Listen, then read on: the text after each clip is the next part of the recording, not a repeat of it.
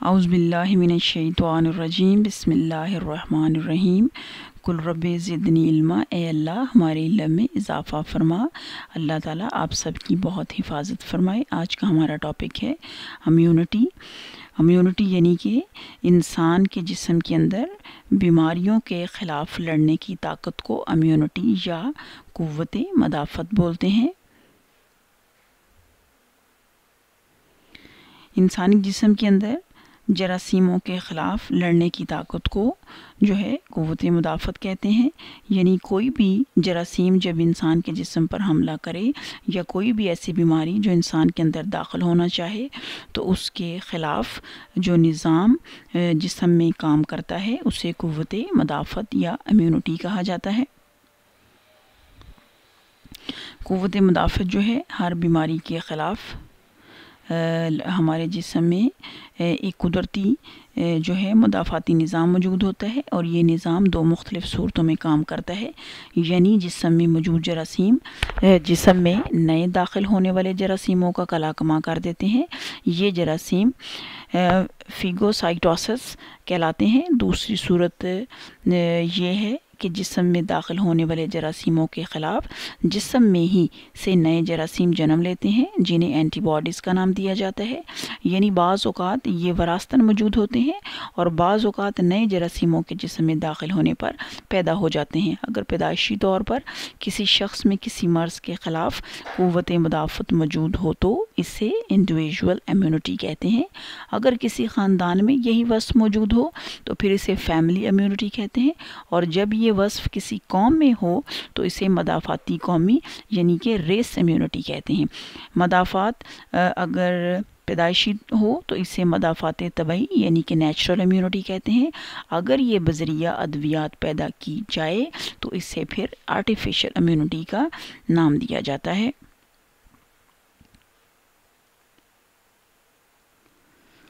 اس کے بعد ہے اس کا جو دوسرا نام ہے مدافعت کسبی ہے، اسے ایکورائڈ امیونٹی بھی کہتے ہیں۔ انفلوئنزا ہے، یہ ایک قسم کا وبائی زکام ہوتا ہے جس میں سر درد کے ساتھ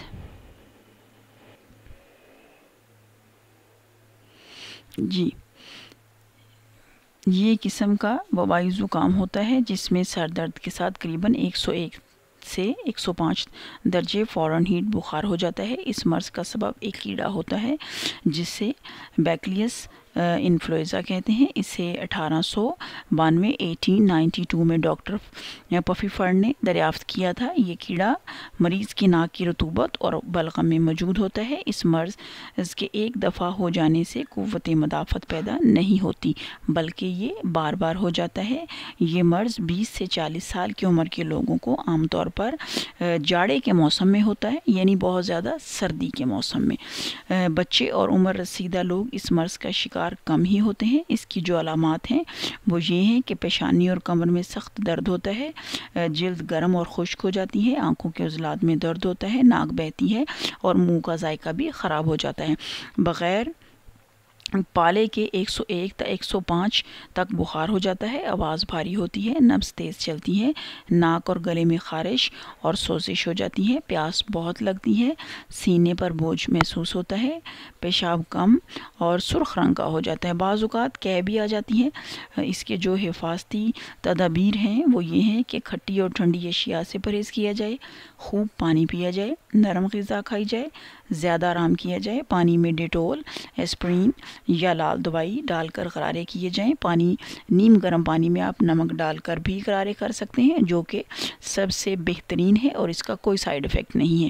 مریض دوسرے لوگوں سے ملے جلے نہیں۔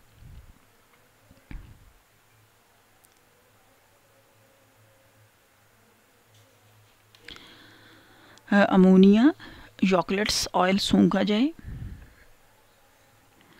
اس کے علاوہ آپ ناک میں زیتون کا تیل جو ہے اس کے بھی رات کو سونے سے پہلے 2 ڈراپس جو ہیں نتنوں کے اندر ڈال سکتے ہیں۔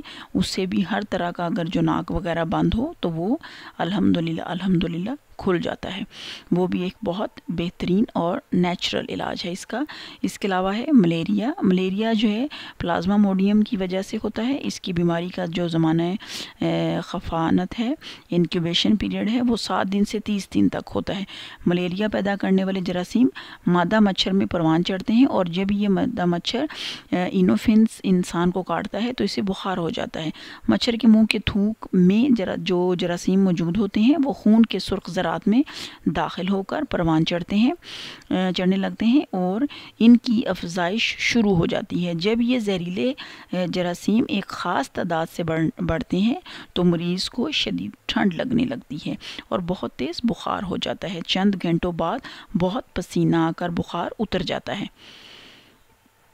اس کی جو علامات ہیں وہ یہ ہے کہ فوراً ہی چہرہ سرخ ہو جاتا ہے اور بہت تیز بخار ہوتا ہے۔ مریض کو بہت زیادہ ٹھنڈ لگتی ہے۔ کچھ گھنٹوں بعد پسینہ آ کر بخار اتر جاتا ہے۔ بخار کے وقفے سے کئی حملے ہوتے ہیں۔ تیلی جو ہے وہ بڑھ جاتی ہے، خون کی کمی بہت ہو جاتی ہے، مریض بہت زیادہ کمزور ہو جاتا ہے۔ ملیریا کے حملے ہیں موسم کی تبدیلی کے دونوں میں بہت زیادہ ہوتے ہیں۔ جس وقت بھی یعنی کہ موسم تبدیل ہوگا تو اس وقت جو ہے ملیریا کا حملہ ہو سکتا ہے۔ اس کی جو حفاظتی تدابیر ہیں ہمارے پاس پریونٹیوز میز ہیں، وہ یہ ہیں کہ پانی کے جوہر اور گھڑے جو ہیں وہ بھر دیے جائیں۔ اگر گھڑے بھرنا ناممکن ہو تو پانی کی سطح پر مٹی کا تیل چھڑک دیا جائے۔ موسم کی تبدیلی کے دنوں میں گندھک کی دھونی دی جائے یا کوئی بھی خوشبودار تیل لگا کر سویا جائے۔ ایسا کرنے سے مچھر قریب نہیں آتا۔ ہمیشہ مچھردانی کا استعمال کریں۔ کونین کی گولیاں ہیں ہفتے میں 1 بار استعمال کریں، اور باسکونین ہے، اور اس کے علاوہ ہے ریسوچین۔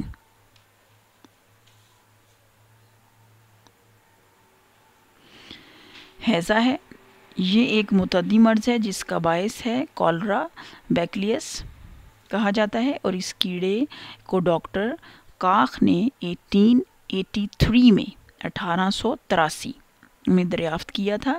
اس کیڑے کے پانی یا کھانے پینے کی دوسری چیزوں کے ذریعے صحت مند آدمی کے جسم میں داخل ہونے سے ہیضہ ہوتا ہے۔ یہ بیماری برسات میں یا ایسی جگہ جہاں پانی کھڑا رہتا ہے زیادہ ہوتی ہے۔ معدے کی کمزوری اس کی بڑی وجہ بنتی ہے۔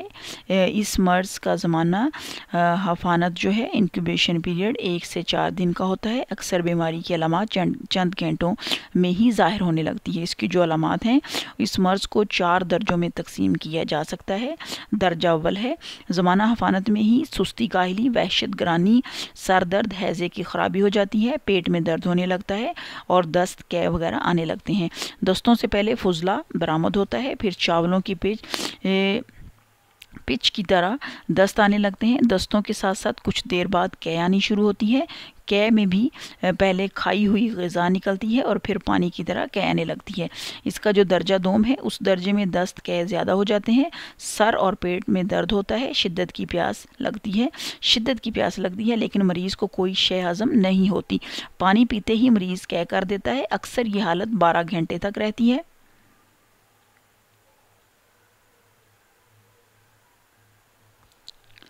درجہ سوئم، یہ درجہ ضعیف بھی اس کو بولتے ہیں، ضعف بولیں گے۔ پانی ضائع ہو جانے کی وجہ سے خون گاڑھا ہو جاتا ہے، جسم ٹھنڈا ہو جاتا ہے، چہرہ مرجھا جاتا ہے، مریض بہت کمزور ہو جاتا ہے۔ درجہ جہرم ہے اس کا۔ اگر تیسرا درجہ بیت جائے تو زندگی کی امید ہو جاتی ہے، قے آنا بند ہو جاتی ہے، بدن گرم ہو جاتا ہے، کمزوری کی وجہ سے جسم ایسا محسوس ہوتا ہے جیسے بخار ہے، چہرے پر سے رونق آ جاتی ہے اور رفتہ رفتہ بیماری کا حملہ ٹل جاتا ہے۔ احتیاطی تدابیر ہیں اس کے اندر: پانی جوش دے کر پیا جائے، دودھ کو ابال کر پیا جائے، زود ہضم اور وقت پر غذا کھائی جائے، ہر قسم کی غذا کو ڈھانپ کر رکھا جائے، ایام حیضہ میں تیز قسم کا کوئی جلاب نہیں لیا جائے۔ تیماردار کاربولک لوشن سے ہاتھ دھو کر مریض کو کھانا دے۔ مریض کی قے، پخانہ وغیرہ کو مرکری لوشن، فنائل یا چونا ڈال کر زمین میں دفن کر دیا جائے۔ اگر حیضے کے دوران پیاس لگے تو چوسنے کے لیے برف دی جائے۔ اگر ہاتھ پاؤں مڑ جائیں تو گرم پانی میں رائی ڈال کر اس سے پاؤں دھوئیں۔ ہر سال احتیاط کرتے ہوئے وبا کے دنوں میں ٹیکہ لگوا لیں۔ ٹائیفائڈ ہے۔ اس بیماری کا سبب ٹائیفائڈ پیدا کرنے والے جراثیم ہوتے ہیں جو مریض کے پیشاب پخانے میں پائے جاتے ہیں۔ بعض اوقات یہ پیشاب اور پسینے تک میں پائے جاتے ہیں۔ مرض کا زمانہ جو خفانت ہے وہ انکیوبیشن پیریڈ 10 سے 15 دن تک کا ہوتا ہے۔ ٹائیفائڈ کی جو علامات ہیں، ابتدائی دنوں میں مریض کی طبیعت سست رہتی ہے، سر درد اور مکمل بخار رہنا شروع ہو جاتا ہے، جسم کے مختلف حصوں میں مسلسل درد ہوتا ہے، چھوٹی آنت میں بے شمار پھوڑے ہو جاتے ہیں اور زخم بن جاتے ہیں۔ شام کو بخار زیادہ ہو جاتا ہے لیکن صبح کو بخار کم ہوتا ہے۔ ابتدائی دنوں میں بخار 104 تا 105 رہتا ہے، دوسرے ہفتے میں یہ قدرے کم لیکن یکساں رہتا ہے، چوتھے ہفتے میں بخار معمول پر آ جاتا ہے اور مریض صحت یاب ہونے لگتا ہے۔ بعض اوقات پیٹ اور سینے پر دانے نکل آتے ہیں۔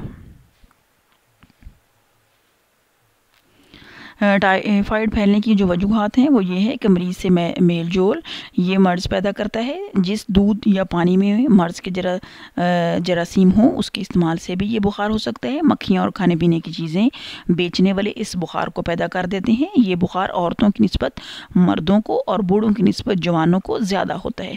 اس کے جو حفاظتی تدابیر ہیں وہ یہ ہے کہ تپے دق کا ٹیکہ لگوانا چاہیے، استعمال کے پانی میں جراثیم کش ادویات شامل کر دی جائیں، مریض کا بول براز مناسب اور ٹھیک طرح سے ٹھکانے لگا دیا جائے، خالی پیٹ باہر نہ نکلیں، زیادہ پکے اور کچے پھل استعمال نہ کریں، مکھیوں کو ٹھکانے لگانے کا خطرخواہ بندوبست کیا جائے، کھانا ہاتھ دھو کر کھایا جائے، مریض کو قطعی طور پر ٹھوس غذا نہ دی جائے اور تندرست ہونے کے بعد بھی ممکن احتیاط جو ہے وہ ضرور کی جائے تاکہ یہ بخار دوبارہ نہ ہو۔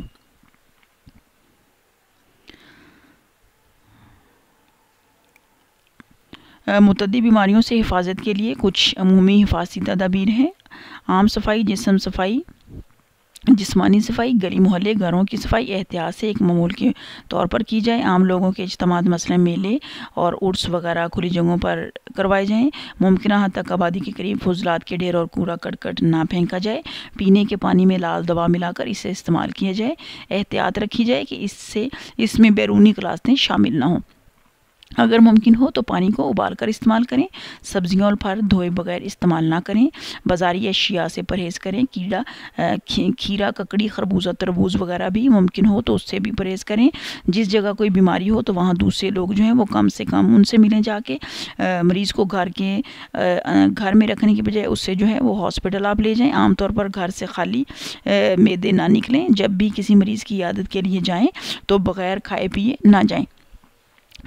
اس کے علاوہ ہے مریض کے کمرے کے پردے کاربولک لوشن میں بھگو کر لٹکائے جائیں اور مریض کے کمرے کے فرش جو ہے فنائل یا مرکری لوشن وغیرہ ضرور چھڑکتے رہیں تاکہ جراثیم کم سے کم ادھر ادھر منتقل ہو سکیں۔ مریض کے لیے لازم ہے کہ وہ جگہ جگہ نہیں تھوکے بلکہ کسی برتن میں تھوکے اور پھر اسے ضائع کر دیں۔ مریض کا فضلہ اور دیگر اشیاء جلا دیں یا زمین میں دبا دیں۔ مریض کے کپڑے اگر ممکن ہو تو صحت یاب ہونے پر جلا دیے جائیں یا پھر انہیں دافع عزنت دوا سے بار بار دھلوایا جائے اور پھر انہیں دوبارہ استعمال کیا جائے۔